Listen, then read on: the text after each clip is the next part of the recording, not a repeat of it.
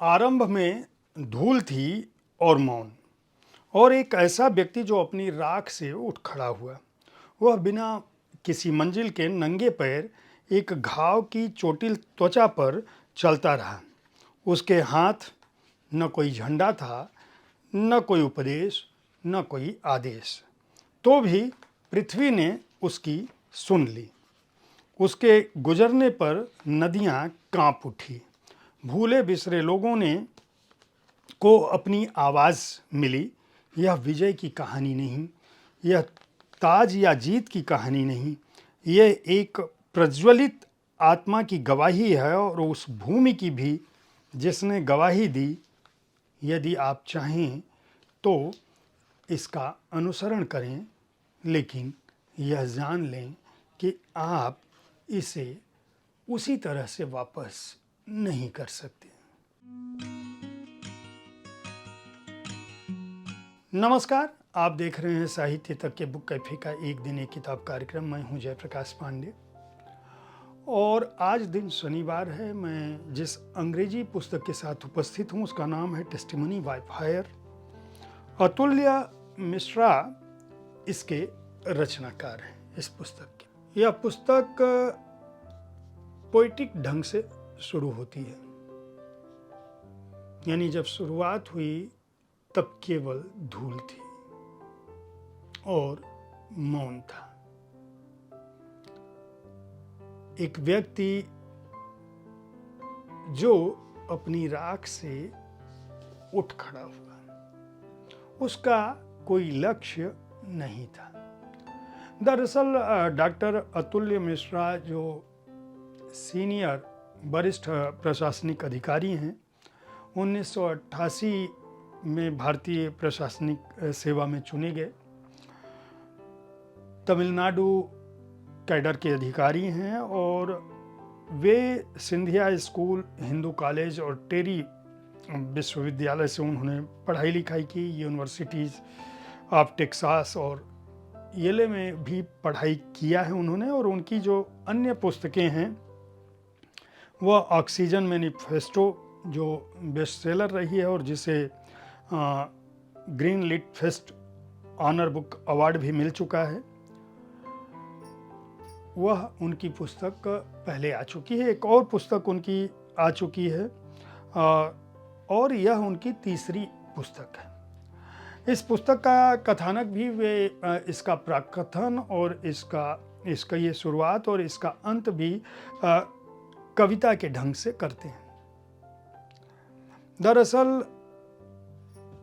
जब धरती पर आतंक या धरती पर अराजकता या धरती जब विकल्पहीन होती है, तब उसे किस रूप में आगे बढ़ना चाहिए, और कोई ना कोई नायक उन स्थितियों में आगे आता ही है। वे शुरुआत करते हैं इस पुस्तक की कि जब धरती घायल हो तो आत्मा को उठना चाहिए। एक कल्पना का संसार उन्होंने रचा है। भारत के एक पूर्व राष्ट्रपति हैं जिनका नाम रणजीत है। वह कुछ समय के लिए गायब हो जाते हैं,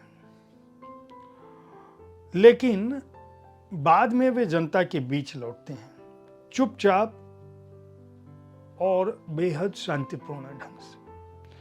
क्यों? क्योंकि यह देश जो है वह जलवायु परिवर्तन के चलते तबाह हो चुका है। वे आते हैं, पैदल चलते हैं, झुलसे हुए खेत, जलमग्न झुग्गियां, भुला दिए गए कस्बे, वीरान पड़े शहर, उन सबको नापते हैं और अपने साथ लोगों को जोड़ते हुए एक तरह से उस धरती को, उस भारत को वापस लाने की कोशिश करते हैं, जो भारत कभी हरितिमा से भरा हुआ था। वे भाषणों की बजाय मौन को अंगीकार करते हैं और इस बात का आह्वान करते हैं कि प्रकृति के प्रकोप से अगर बचना है तो हमें अपने जीवन को, उसकी चुनौतियों को, प्रकृति की आस्था को, प्रकृति के प्रेम को भुलाना नहीं चाहिए। यह पुस्तक हिमालय के अरुणाचल प्रदेश से शुरू होती है और यह बताती है कि दरअसल जो जलवायु परिवर्तन है उसकी आहट कहाँ से शुरू होती है। दिल्ली दूर है, लेकिन दिल्ली को यह पता नहीं चलता है कि दरअसल जो हमारे पर्वतीय क्षेत्र हैं वहाँ पर्यावरण किस तरह से अपने आप को संरक्षित करने के लिए मनुष्य को बार बार चेतावनी दे रहा है। जो हमारी विकास की गति है, जो हमारी राजनीतिक प्रतिद्वंदिता है, जो हमारी राजनीतिक प्रतिस्पर्धा है और जो भौगोलिक संपत्ति पर व्यक्ति की लालच जो है, उस पर यह पुस्तक बिना किसी नारे और फतवे के प्रहार करती है। इसमें मध्य प्रदेश भी है, इसमें दिल्ली भी है, इसमें कूटनीतिक क्षेत्र भी हैं और साथ ही साथ जो औद्योगिक घराने हैं उनका जो लालच है, और उसी प्रक्रिया में ये उस दौर को भी याद करते हैं अपने पात्र रंजित के माध्यम से, जो भारत का इतिहास रहा है। जिस दौर में मुगल कालखंड था या उससे भी पहले भारत और भारत की जो सरजमीन थी, यहाँ तक कि दिल्ली का जो केंद्र है, वह किस तरह से हरितिमा से भरा हुआ था, किस तरह से उस समय जो रणनीतियाँ बन रही थी उनमें व्यक्ति के हित के साथ साथ इस बात का भी ध्यान रखा गया था कि प्रकृति की संरक्षा हो सके। आखिर कौन सी स्थितियां थी? राजनीति, व्यवसाय और अर्थव्यवस्था की होड़ ने मनुष्य को क्यों इस स्थिति में पहुंचा दिया कि आज मनुष्य अपनी अस्मिता के लिए भारत को नष्ट करने के लिए तत्पर है। वे इस बात का इस उपन्यास के माध्यम से अतुल्य मिश्रा इस बात का आह्वान करते हैं कि हमें उन चीज़ों पर ध्यान देना चाहिए जिन्हें हम अनदेखा कर रहे हैं।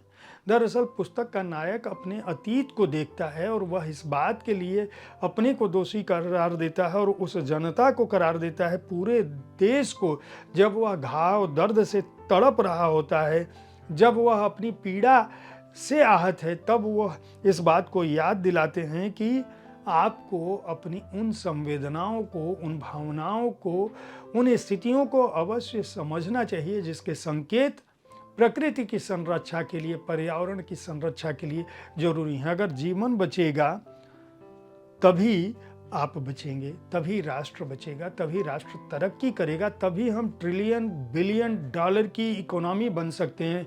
अर्थव्यवस्था का तब कोई अर्थ नहीं है जब आपके पास उत्तम स्वास्थ्य, स्वच्छ हवा, स्वच्छ पेयजल, पीने का पानी और जीवन न रहे। यह पुस्तक औपन्यासिक कथानक के आधार पर यह बताती है कि विध्वंस के बाद भी जीवन हो सकता है, लेकिन विध्वंस आखिर हो ही क्यों? तब पछताए होत क्या जब चिड़िया चुग गई खेत। तो एक व्यक्ति के, नायक के साहस के माध्यम से अतुल्य मिश्र उन बातों को रखने की कोशिश करते हैं जो पर्यावरण के मुद्दे को, समाज के मुद्दे को, अर्थशास्त्र के मुद्दे को, भारतीय सभ्यता के मुद्दे को, भारत की विचार को, रणनीति के मुद्दे को बेहद सही ढंग से, स्पष्ट ढंग से पाठकों के सामने रखती है और उन्हें बताती है कि कम से कम अगर धरती को बचाना है, अपने जीवन को बचाना है, तो हमें उस स्थिति से बचना चाहिए जो विध्वंस का कारक बने। विकास जरूर करिए, लेकिन प्रकृति की संरक्षा के साथ। अतुल्य मिश्र को इस पुस्तक के लिए बहुत बहुत बधाई और शुभकामनाएं। टेस्टमनी बाय फायर जैसी पुस्तकें हिंदी में भी आनी चाहिए। मैं रूपा पब्लिकेशन ने इसे प्रकाशित किया है। रूपा पब्लिकेशंस और डॉक्टर अतुल्य मिश्रा से मेरा अनुरोध है कि इस पुस्तक को हिंदी में अवश्य लाएं, क्योंकि यह पुस्तक ऐसी पुस्तकें समस्त भारतीय भाषाओं में जानी चाहिए ताकि जनता जागरूक हो सके और अपने आसपास जहाँ तक भी संभव हो वह प्रकृति और पर्यावरण की संरक्षा में अपना योगदान दे सके। इस पुस्तक का मूल्य 595 रुपये है। हार्ड बाउंड संस्करण है। मैं उम्मीद करता हूं कि साहित्य तक के बुक कैफे के एक दिन एक किताब कार्यक्रम में हर शनिवार को मैं जिन अंग्रेजी पुस्तकों की चर्चा करता हूं उससे आपको अंग्रेजी में जो अंग्रेजी के पाठक हैं उन्हें अपनी पसंद की पुस्तकें खरीदने में मदद मिल पा रही होगी। मैं बार बार कहता हूं कि पुस्तक खरीदने की दृष्टिकोण से आप इस कार्यक्रम को अवश्य सुनते रहें। आपकी पसंद की पुस्तकों की चर्चा मैं कर सकूं उसके बारे में अपने सुझाव से भी अवगत कराते रहें। अगले शनिवार मैं अंग्रेजी की किसी ऐसी ही पुस्तक के साथ मिलूंगा। कल का समय यानी रविवार का समय आपके किसी प्रिय रचनाकार से उनके जीवन कर्म पर बातें मुलाकातें कार्यक्रम में या उनकी किसी कृति पर शब्दरथी कार्यक्रम में संवाद के लिए सुनिश्चित है। अन्य दिनों में मैं पुस्तक की चर्चा करता हूँ। इसी समय यहीं पर मिलता हूँ। साहित्य तक देखते रहें, पुस्तकें खरीदते रहें, पुस्तक संस्कृति के विकास में अपना योगदान देते रहें। धन्यवाद।